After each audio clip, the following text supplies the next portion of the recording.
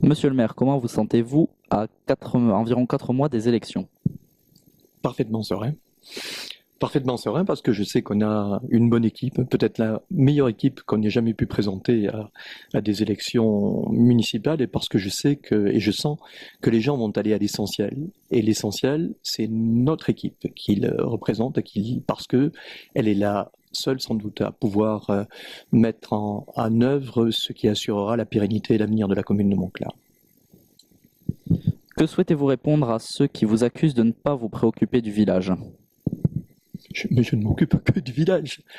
Encore que le village n'est qu'un élément de la commune. La commune, c'est un tout qui comprend la commune rurale, la partie rurale, qui comprend le vieux village, le village historique, celui de la butte ancienne, et qui comprend tous les nouveaux quartiers. Il faut essayer d'être équitable entre ces différents éléments. Bon, quand on dit qu'il ne s'occupe pas trop du vieux village, c'est totalement faux. Je pense que la commune est certainement la structure qui a le plus misé pour le vieux village, ne serait-ce que la place du Capitoul, qui est un petit peu la vitrine un peu de notre commune, a fait l'objet d'investissements colossaux qui ont déjà une dizaine d'années. Des investissements de ce type, on ne peut les faire malheureusement que tous les 10 ans, parce que ça se paie cash et qu'il n'y a pas de contrepartie. Cela dit, pour autant, je pense que on a aussi privilégié, parce qu'il fallait continuer à vivre, les éléments qui permettaient à Montclar de garder une activité économique, je pense au pôle commercial, de créer une activité touristique et une activité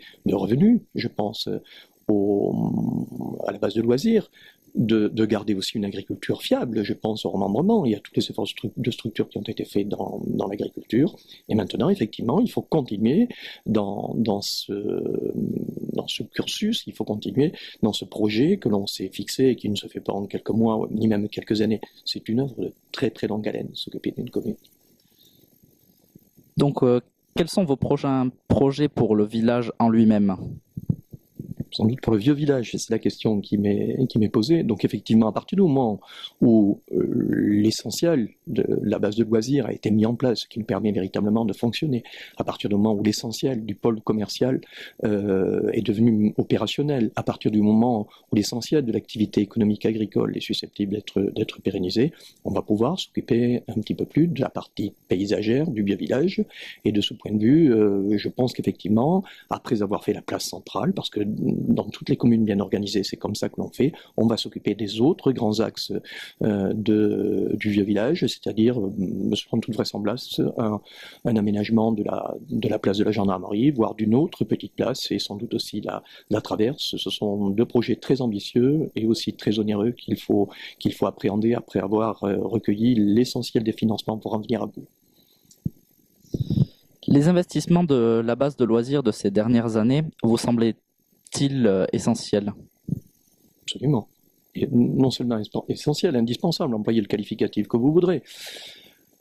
Jusqu'à ces dernières années, on a réussi à avoir un produit de la base de loisirs extrêmement intéressant, c'est-à-dire un produit qui fasse que les recettes soient supérieures aux dépenses. Mais ça, c'est quand même souvent un effet de mode, un effet d'image, c'est-à-dire qu'il faut que notre base de loisirs, comme on dit en sport, ou comme on dit dans le langage des jeunes, soit au top en permanence. Et si chaque année, on n'imagine pas un élément qui attire le public, eh bien on risque tout simplement de se couper de ce public et de parvenir sur une phase descendante. On n'est pas sur une phase descendante, on est sur une phase ascendante, on est sur une base de loisirs qui commence à avoir une très bonne image, et je pense que non seulement il fallait les faire, mais il faudra continuer sur cette voie pour que cette entreprise soit quelque chose qui soit un atout pour la commune et non pas un handicap.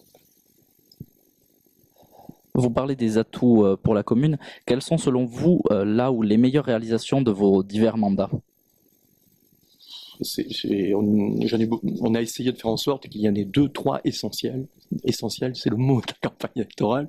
2-3 qui soient essentiels par rapport à chacun de nos mandats. Ce dont je suis le plus fier et qu'il fallait mettre en avant, parce que je vous assure que c'était pas acquis, c'est sans doute d'abord l'obtention de la maison de retraite, que nous n'avons pas fait seul, que nous avons fait avec des partenaires, mais qui existe. Ça a été dernièrement le pôle commercial, que nous n'avons pas fait seul, que nous essayons de faire avec nos partenaires du Conseil général, de la région, etc., mais qui fait que Montclar maintenant est devenu un grand en matière de tourisme dans le secteur. Donc les aménagements du lac viennent tout de suite après. Il y a eu aussi toute la politique que l'on a pu mener par rapport à l'enfance, par rapport à la scolarité. Ça a été la maison de l'enfance, c'est un truc colossal, la maison de l'enfance. On est en train de la doubler, ça représentera 6 à 700 000 euros d'investissement. Et puis il y a enfin, bien sûr, le maintien à niveau de ce très grand groupe scolaire qui était l'œuvre de mon prédécesseur, qu'il a fallu quasiment renouveler, reprendre en intégralité, et qui, je pense, sera à peu près terminé d'ici 2-3 ans. Revenons sur le mandat donc qui vient de passer, vous en avez déjà parlé. Êtes-vous vraiment fier de votre pôle commercial? Ah oui, oui. Sur le dernier mandat, c'est sans doute une des choses dont je suis le plus fier, tout simplement parce qu'il suffit de regarder ce qui se passe à côté. Les communes qui n'ont pas eu la chance ou qui n'ont pas eu l'opportunité ou qui n'ont pas eu l'initiative de se lancer dans un pôle de ce type, eh bien tout simplement, elles vivotent. Eh bien, je suis convaincu que si nous n'avions pas fait ça, et c'est peut-être pareil de Salvagnac, d'un certain nombre de communes autour, nous n'aurions plus aucun des services essentiels dont nous avons besoin dans notre commune si on veut prétendre continuer à rester un petit centre et continuer à être un lieu à vivre. Donc très certainement, je pense que le pôle commercial est un des éléments dont je suis le plus fier, mais pas le seul aussi. Puis il n'y a pas que la commune. Il y a toute l'action que la commune peut avoir avec ce qu'on appelle les organismes associés. Je pense par exemple au syndicat des eaux. Est-ce que vous savez que le syndicat des eaux a investi 2 à 3 millions d'euros ces dernières années et c'est le syndicat des eaux, il est géré par un adjoint de la commune, M. Hernandez. Et si ce n'était pas dans ces conditions que le syndicat des eaux avait pu être géré, sans doute que nous ne serions jamais arrivés à ce résultat. Donc on a faire en sorte que dans la zone la plus sèche, la moins dotée en eau du département, on a une structure pour l'eau potable, une structure pour l'irrigation, etc., qui est tout à fait convenable, bien en avance à ce qui se passe ailleurs. Je pense aussi à ce qui s'est passé, c'est un des éléments dont je suis le plus fier, à la communauté de communes. D'abord, la communauté de communes, c'est moi qui l'ai faite, non pas en tant que maire, mais en tant que conseiller général, donc je crois qu'on peut en avoir une certaine fierté, et ça a permis à Montclar de substituer ce rôle de chef-lieu de canton qu'il était en train à ce rôle de chef-lieu de canton qu'il était en train de perdre, le nouveau rôle de chef-lieu de communauté de communes qui constituera, j'en suis convaincu totalement, qui constituera son avenir. Quels sont, selon vous, les atouts et les points forts de l'équipe qui vous entoure? Elle est représentative.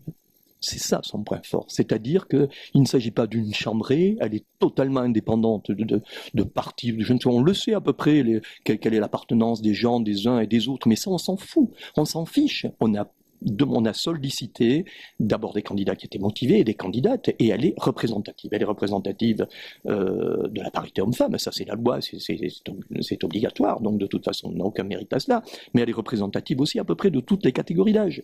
Nous avons des candidats très jeunes, on en a un de 20 ans, nous avons des candidats un peu plus âgés qui sont dans la catégorie des septuagénaires, on en a dans toutes les décades intermédiaires entre les 20 ans et les 70 ans. On a des gens qui sont motivés, on a des gens qui appartiennent à toutes les catégories professionnelles, on a des gens, j'en suis convaincu, qui appartiennent à toutes les sympathies politiques, philosophiques, religieuses et autres, et on a surtout des gens qui viennent avec beaucoup de bonne volonté et qui ont l'intention d'œuvrer pour Montclar, non pas pour déglinguer, non pas pour se mettre en avant, mais simplement parce qu'ils considèrent qu'ils ont beaucoup à apporter dans la municipalité où ils veulent venir. Donc le point fort de notre équipe, c'est d'abord qu'elle est représentative. Et le deuxième point fort, c'est que je crois qu'elle est aussi compétente, parce qu'on a affaire à des gens sérieux, qui ont montré toute la capacité qui est la leur. Alors nous avons tous nos défauts, moi peut-être le premier, peut-être plus que les autres. Mais enfin, dans l'ensemble, si, comme je le dis toujours, si on va à l'essentiel, on se rendra compte qu'on est quand même beaucoup plus dans la vérité que dans l'erreur. Dans ce cas, pour terminer, pourquoi vouloir briguer un 6e mandat? Et pensez-vous que votre équipe et vous-même pouvez encore apporter autant que vous l'avez déjà fait au village?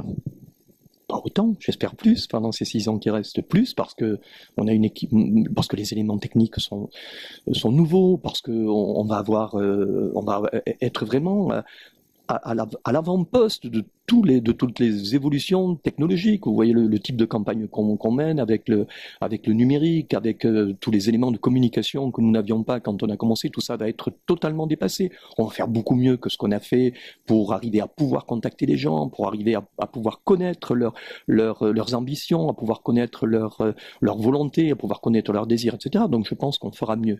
Et surtout, j'ai la faiblesse de penser que ce sera aussi un peu un mandat de transition, parce que qu'on le veuille ou non, on est dans la catégorie des sexagénaires, donc ça avance, et j'en suis convaincu que ce mandat sera un mandat de transition, un mandat qui permettra progressivement de passer la main, parce que là, moi je suis pas du tout favorable aux révolutions, sauf vraiment quand les choses vont mal, quand les choses vont bien, et j'ai la faiblesse de penser que ça va plutôt bien, il faut que la transition se fasse, il faut qu'on arrive à passer la main, et ces 6 ans qui vont venir vont nous permettre progressivement de passer la main, non pas avec des gens aventureux, non pas avec des rêveurs, mais avec des personnes qui auront été, je crois, bien formées, et qui seront tout à fait en mesure de continuer un peu ce que l'on a fait, dans ce que l'on aime, y compris, et peut-être surtout le maintien du vieux village, y compris tout ce qui constitue les qualités essentielles de Montclar, et ils vont le continuer après nous, non pas aussi bien que nous, mais beaucoup mieux que nous. Mais encore faut-il qu'on nous fasse confiance, parce que je crois que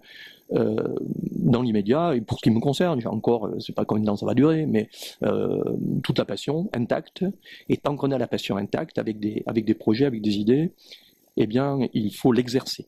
Et à partir du moment où il y aura un certain essoufflement, à partir du moment où il y aura peut-être des incapacités physiques, on sait que derrière, il y aura des gens qui seront tout à fait en mesure de nous remplacer, de se substituer à nous, et nous partirons donc avec beaucoup de sérénité. Mais là ce n'est pas la préoccupation immédiate. La préoccupation immédiate, c'est de continuer à mettre en œuvre tous les projets que nous avons en cours. Je vous assure qu'il y en a encore beaucoup. Merci d'avoir répondu à nos questions.